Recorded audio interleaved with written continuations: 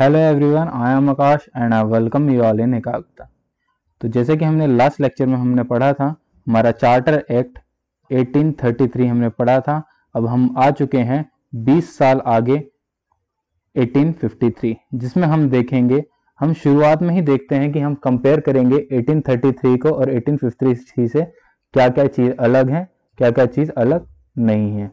तो इसमें हम जो देख रहे हैं चार्टर एक्ट 1853 के अंदर, तो बात कर लेते हैं जो चार्टर एक्ट 1833 और चार्टर एक्ट 1853, इन दोनों के जो टाइम पीरियड गैप है वो है 20 ईयर्स का, जो बार बार British parliament East India company को हम दे रहे थे। अब जब आगे जो आएगा, इसको हम एक तरह से जो ब्रिटिश पार्लियामेंट है इसको खत्म कर देगा, क्योंकि जब 1857 आएगा, 1857 की क्रांति आएगी, तो वहां पर क्या होगा, सारा का सारा कंट्रोल किसके ऊपर आ जाएगा, ब्रिटिश क्राउन के हाथ में आ जाएगा। ठीक है, यानी कि जो ईस्ट इंडिया कंपनी है वहां से पावर सारी की सारी छीन ली जाएगी। ठीक है, अब मूव कर देते हैं हम अपनी चार्टर एक्ट 1853 के ऊपर। तो बात करते हैं चार्टर एक्ट 1853 में की। तो चार्टर एक्ट 1853 हम कुछ पार्ट्स में पढ़ेंगे। कुछ पार्ट्स में कैसे पढ़ेंगे, हमारे हैं ये 6 parts: monopoly of the trade, control of the company, administration, provincial legislature, revenue और सेंट्रल लेजिस्लेचर। ठीक है, जिसके अंदर से मैंने 50% आपके लिए वैसे ही काम कम कर चुका है, जिसके अंदर हम देखेंगे मोनोपोली ऑफ द ट्रेड यहां पर हट चुकी है। ठीक है, जो कि चार्टर 1853 में भी हमने 1833 में भी हमने देखी थी कि मोनोपोली खत्म हो चुकी थी। प्रोविंशियल लेजिस्लेचर में कोई चेंज नहीं आया, जो 1833 में था वही इसके अंदर भी है, तो इसके अंदर भी कोई चेंज नहीं है। रेवेन्यू के अंदर भी जो 1833 के अंदर था वो भी सेम है, इसके अंदर भी कोई चेंज नहीं है। तो यहाँ पर हम बात कर लेते हैं, तो 50% चीजें खत्म हो चुकी हैं, यानी कि हमने पहले बहुत इजीली कर चुकी हैं।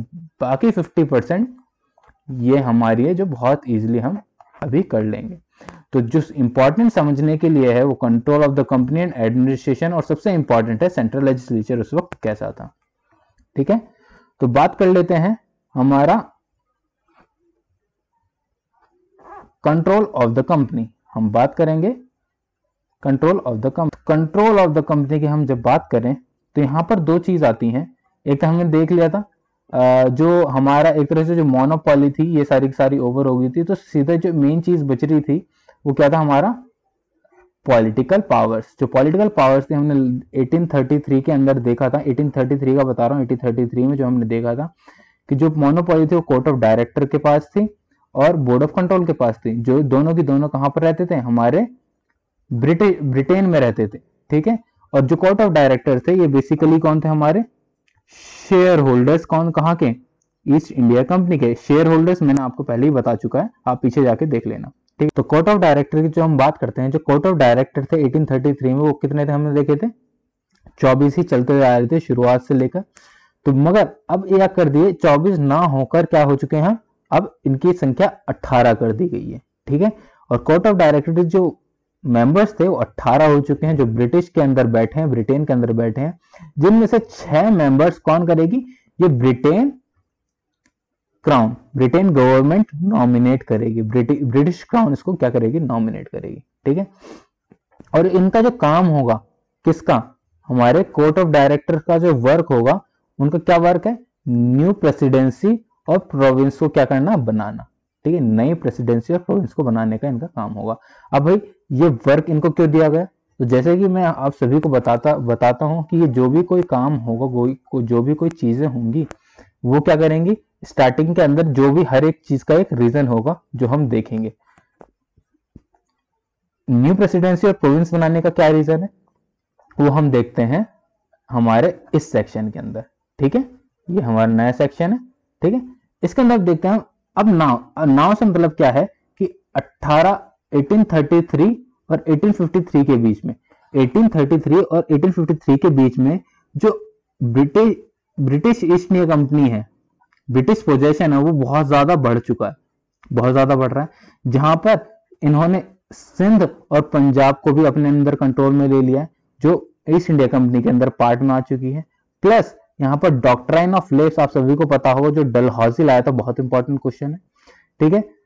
डॉक्ट्राइन ऑफ लेफ्स क्या होता है? डॉक्ट्राइन ऑफ लेफ्स था कि जैसे आप एग्जाम्पल के तौर पर रानी झांसी, ठीक है, झांसी एग्जाम्पल के तौर पर मैं बता रहा हूं, झांसी ऐसे बहुत सारे एनेक्स किए गए थे स्टेट्स, किसने? ब्रिटिश ने, ईस्ट इंडिया कंपनी ने। तो यहां पर उनका कुछ क्राइटेरिया था कि अगर कोई बायोलॉजिकल उत्तराधिकारी नहीं होगा किसी भी स्टेट का, तो वो क्या हो जाएगा? डॉक्ट्राइन ऑफ लेफ्स के अंडर वो ईस्ट इंडिया कंपनी के पास चला जाएगा वो स्टेट। तो यहीं पर वही चीज थी, जो रानी झांसी है, तो ये इनका जो लड़का था वो बायोलॉजिकल सन नहीं था, ठीक है। एक तरह से जो उनका जो मेन हेड था वो कौन था? उनका जो मेन हेड था, इनके जो हस्बैंड था, उनकी क्या हो चुकी थी? डेथ हो चुकी थी। संभाल कौन रही थी? रानी झांसी संभाल रही थी। रानी झांसी अभी जो मेन अभी जो उत्तराधिकारी आने वाला था, जो लड़का था, वो बहुत छोटा था, तो इन्होंने ही संभाला चीजों को, जो कि डॉक्ट्राइन ऑफ लेफ्स की डॉक्ट्राइन ऑफ लेफ्स के अंडर चीजें सही नहीं थी। इसलिए जो डलहौजी है, ठीक है, डलहौजी ने ये जो चीज डॉक्ट्राइन ऑफ लेफ्स लाई है एनेक्स करने के लिए स्टेट्स को, वो एक तरह से ये ताकि ब्रिटिश टेरिटरी क्या हो जाए, एक उनके अंडर आ जाए, ठीक है। तो ये चीजें इन दोनों को मिलाकर देख रहे हैं, तो जो इंक्रीज इन जो ब्रिटिश टेरिटरी है बहुत ज्यादा बढ़ रही है, जो ब्रिटिश टेरिटरी है बहुत ज्यादा आगे बढ़ती हुई नजर आ रही है, ठीक है। जिसके अंदर अब हम आगे देखते हैं इसका एक तरह से चीजें, इसका रिजल्ट क्या हुई। इसका रिजल्ट के बारे में हम जब बात करेंगे, तो रिजल्ट के बारे में हम बात करते हैं तो जनरल है, ठीक है। जब देखो 1833 है, ठीक है, और 1853 में जब इनके पास टेरिटोरियल इंक्रीज हो गया, तो ये सारा का सारा क्या काम दे दिया? किनको काम दे दिया? सारा का सारा काम दे दिया हम कोर्ट ऑफ डायरेक्टर्स को। ये सारा किसको काम दे दिया? कोर्ट ऑफ डायरेक्टर्स को, ताकि नए प्रोविंस बनाए जाए, नए प्रेसिडेंसीज बनाए जाए, ठीक है। ये इनका काम था। समझ में आया क्यों काम था और किस लिए इनको नए काम दिए गए थे? चलो आज मूव करते हैं नीचे। तो यहां पर जब गवर्नर जनरल, देखो जब टेरिटोरियल एरिया बढ़ जाएगा, ठीक है, तो जो वर्क होगा किसका? गवर्नर जनरल ऑफ इंडिया का जो काम होगा वो क्या हो जाएगा? बढ़ जाएगा।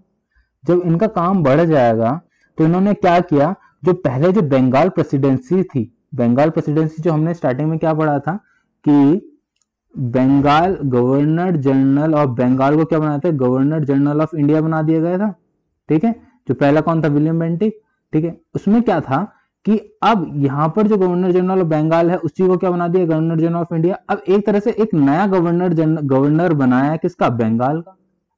बंगाल का एक नया गवर्नर बनाया है। ये वाली जो इस चीज के जो इस पार्ट में 1853 के पार्ट में जो नई चीज आई है वो क्या आई है? 1853 के पार्ट में जो नई चीज आई है वो आई है ये वाली चीज, ठीक है। बाकी ये वाला पार्ट क्या है? दोनों सेम है।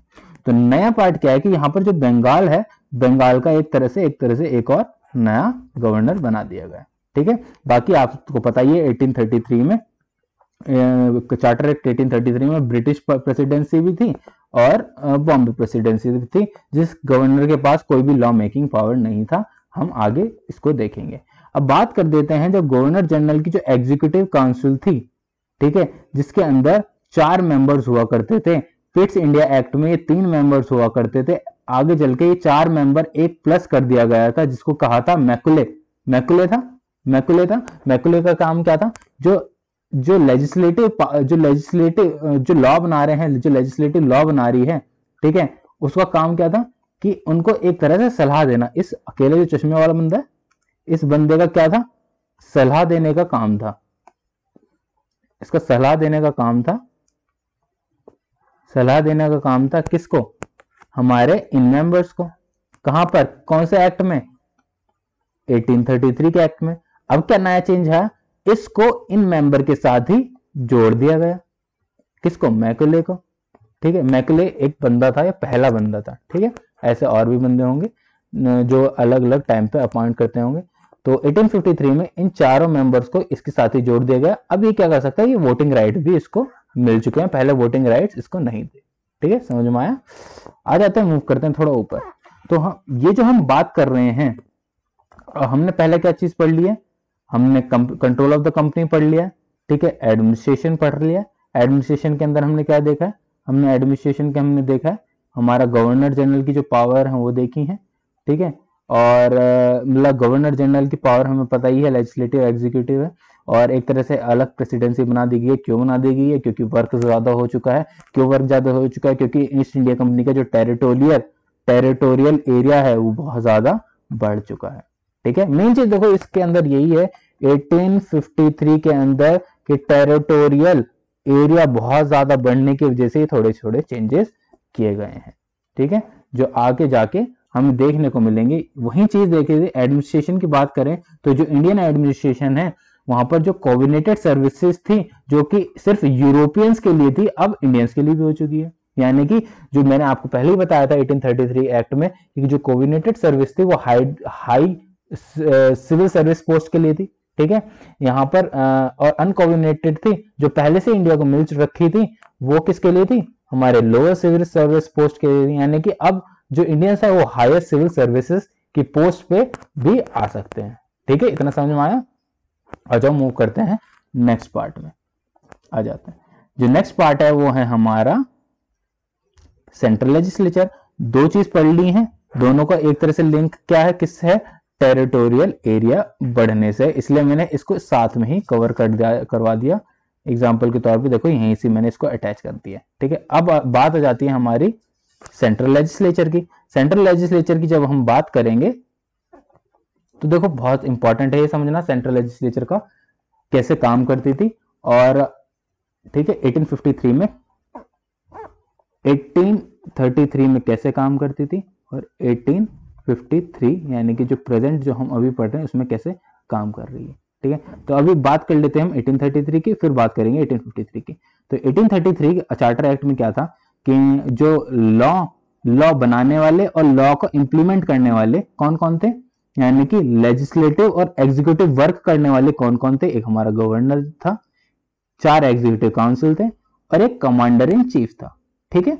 ये जहां पर हमने देखे थे वो एक मैकुले मेंबर था और 3 अलग से मेंबर थे, ठीक।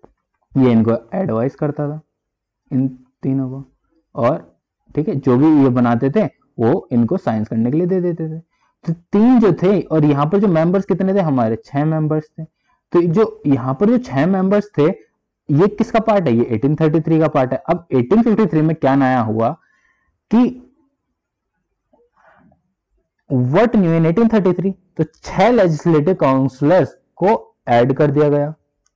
6 लेजिस्लेटिव काउंसिल मेंबर्स को यहां पर क्या कर दिया? यहां पर एडिशन कर दिया गया। क्या क्या कौन कौन से मेंबर्स थे वो? पहला मेंबर था chief justice of supreme court, जो कि कहां का था? कैलकाटा का। बाकी कैलकाटा का चीफ जस्टिस से अलावा सुप्रीम कोर्ट का ही जज, मगर चीफ जस्टिस से अलावा कोई भी एक रेगुलर जज उसको अपॉइंट किया गया। बाकी बंगाल, मद्रास, बॉम्बे और आगरा, इन 4 प्रोविंस से क्या किया? लोकल प्रोविंस से एक एक बंदा चुना गया, ठीक है। तो टोटल कितने मेंबर्स हुए? 4 और एक ये 5 और एक ये 6, ये टोटल 6 मेंबर्स हुए। तो ऊपर के 6 मेंबर्स और ये हमारे नीचे के 6 मेंबर्स, तो जो इन दोनों को मेंबर्स हुए तो जो बैंक तो कितने हुए? टोटल 12 हो गए। तो इसको क्या कहा गया? हमारा मिनी पार्लियामेंट कहा गया। अब कौन कौन से मेंबर है? ये वाले 6 मेंबर कहाँ के? 1833 वाले हैं, ठीक है। जो एक्स्ट्रा कहां पर ऐड हुए? 1853 में ऐड हुए, ठीक है। समझ में आ गया हो। इसको क्या कहा गया है इसमें? Mini parliament. और जो बहुत इंपॉर्टेंट है एग्जाम में पूछा जा सकता है, मिनी पार्लियामेंट किस चार्टर एक्ट में गया था? वो है 1853 में, ठीक है। और यहाँ पर बात कर लेते हैं बंगाल, मद्रास, बॉम्बे और आगरा, इनको यहाँ कहते हैं लोकल प्रोविंस के अंदर भी इसको रिप्रेजेंटेशन दिया गया है। कहां पर?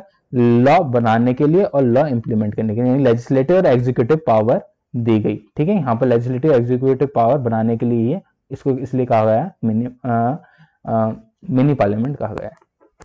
तो बात आ जाते हैं जो ज्यादा इंपॉर्टेंट मैंने शुरू में ही बता दिए थे कि प्रोविंशियल लेजिस्लेचर और रेवेन्यू के अंदर कोई भी चेंज नहीं आया था। जो 1833 में था वही 1853 में रहा है, कोई नया चेंज नहीं आया है, ठीक है। तो यहाँ पर जो पावर है प्रोविंशियल के पास, जो गवर्नर्स हैं इनके पावर कोई पावर नहीं है, सारी पावर कहाँ आ चुकी है? सेंट्रलाइज हो चुकी है। सेंट्रलाइज जो है गवर्नर जनरल ऑफ इंडिया है, ठीक है। जो क्या बोलते हैं जिसकी एग्जीक्यूटिव मेंबर्स हैं, और अब मेंबर्स कितने होते हैं 6, जो अभी हमने पढ़े 6, और ये 6 मेंबर्स हैं जिनके पास इनकी लेजिस्लेटिव और एग्जीक्यूटिव पावर है, जिसको हम अब कह रहे हैं मिनी पार्लियामेंट कह रहे हैं। ठीक है, अब जाते हैं इनके पास कोई भी मेकिंग लॉ की पावर नहीं रही है। अब यह दूसरा जाता है रेवेन्यू। रेवेन्यू की बात करें तो रेवेन्यू कहां से जनरेट हो रहा है ईस्ट इंडिया कंपनी के लिए? एक British position in India. British position India बताओ कहां पर है? फर्स्ट सबसे पहले कहां से वर्ड ब्रिटिश पोजीशन आया, कहां था?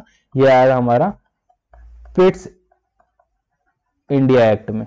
ठीक है, पिट्स इंडिया एक्ट में सबसे पहला आया था, और दूसरा था हमारे सॉल्ट टैक्स। ठीक है, इन दोनों जगह से जो हमारा ईस्ट इंडिया कंपनी है वो रेवेन्यू जनरेट कर रही है। ठीक है, बाकी जितना भी चीज है मैंने सारी चीजें आपको करवा दी है, डिटेलिंग में करवाई है। बाकी जो इसकी पीडीएफ है मैं आपको इसकी डिटेलिंग जो पीडीएफ है मैं आपको प्रोवाइड करवा दूंगा हमारे टेलीग्राम चैनल पर, और जो डिस्क्रिप्शन में आपको मिल जाएगा। ठीक है, और ऐसे ही में आपको नेक्स्ट वीडियो जो आएगी वो अलग एक्ट के ऊपर आएगी। हमारी सीरीज चल रही है पॉलिटी की भी, आप उसको भी देख लीजिएगा। सिंपल तरीके से मैं ऐसे ही बताया है, और चीज़ें बहुत सिंपल कराने की कोशिश करी है, सिंपल वे में, और ऐसे बने रहिएगा। और मेरी मोटिवेशन के लिए आप इसको शेयर करिएगा ताकि मेरा भी मोटिवेशन बना रहे, और ऐसे ही मैं आपके लिए नई नई वीडियोस और लेके आता रहूं। तब तक के लिए नेक्स्ट वीडियो मिलते हैं। जय हिंद।